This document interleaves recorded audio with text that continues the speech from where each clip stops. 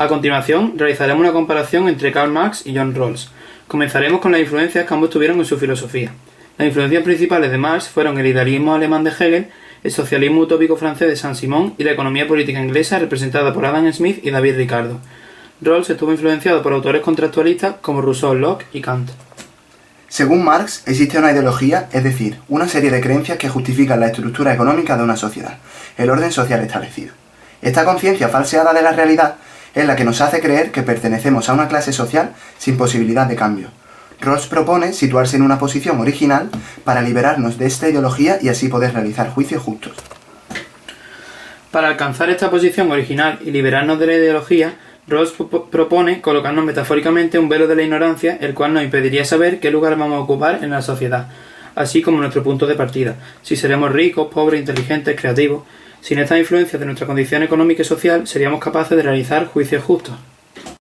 Cuando la sociedad civil considera que el Estado ha tomado una decisión injusta, ésta debe oponerse y pedir un cambio.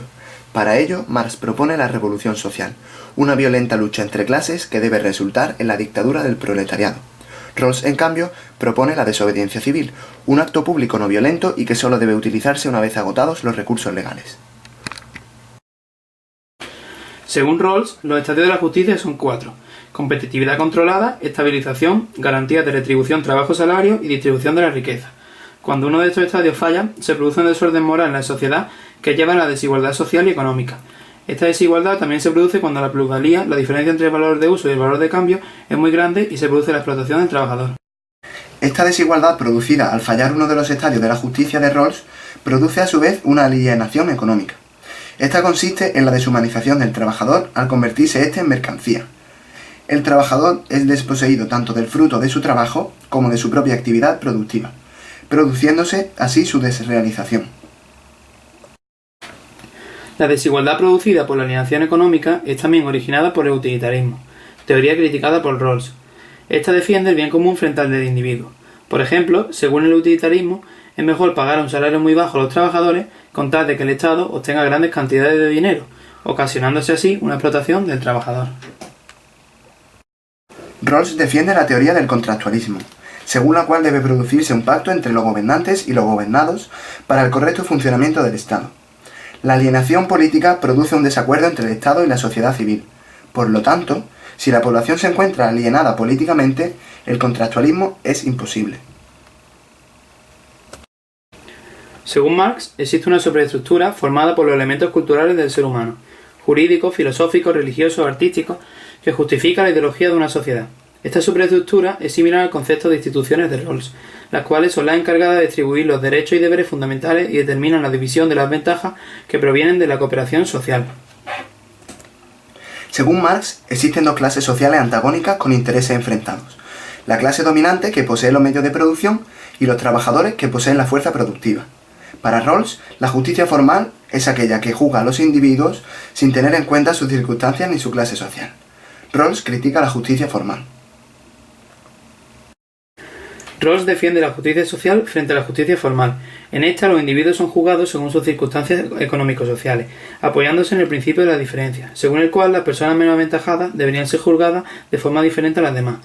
Marx, en cambio, no aprobaría la justicia social, ya que prefiere una sociedad sin distinción entre clases sociales en la que todos los individuos son considerados iguales. La alienación religiosa de Marx, según la cual la religión propone la resignación ante la miseria del mundo y pospone la solución al reino de los cielos, puede relacionarse con el concepto de legitimidad divina de Rawls, ya que el pueblo, al estar influenciado por ideas religiosas, puede aceptar la legitimidad divina de un gobernante.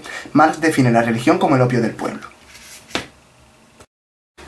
Marx propone, dentro de sus ideas comunistas, una dictadura del proletariado consistente en el gobierno autoritario de los trabajadores. Esta idea es contraria a la libertad política que propone Rawls en su primer principio, que consiste en libertad política, libertad de conciencia, libertad a la propiedad privada y libertad frente al arresto y la incautación arbitrarias. El marxismo propone la desprivatización de los medios de producción para que estos sean públicos y se pueda acabar así con la alienación económica, con las desigualdades sociales y económicas. En el capitalismo, defendido por Rawls, existe el derecho a la propiedad privada.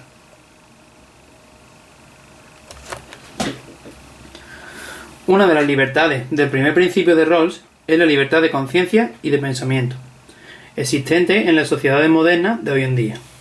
Según Marx, esta libertad de pensamiento es imposible debido a la ideología, que nos influye a la hora de realizar nuestros propios juicios personales.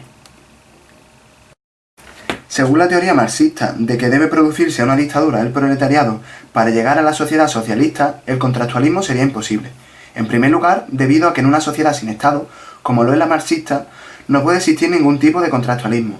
Y en segundo lugar, debido a que no puede existir un pacto social si no existen diferentes clases sociales. La libertad política establecida en el primer principio de Rawls no sería posible en una sociedad comunista, ya que Marx propone la existencia de un único partido político que gobierna sin ninguna oposición. Esta falta de libertad política es una de las principales críticas al pensamiento marxista que se hacen hoy en día. La libertad de propiedad privada, otra de las libertades del primer principio de Rawls, tampoco sería posible en un Estado comunista, ya que Marx propone que los medios de producción sean públicos para eliminar posibles desigualdades económicas y sociales y detener la alienación económica.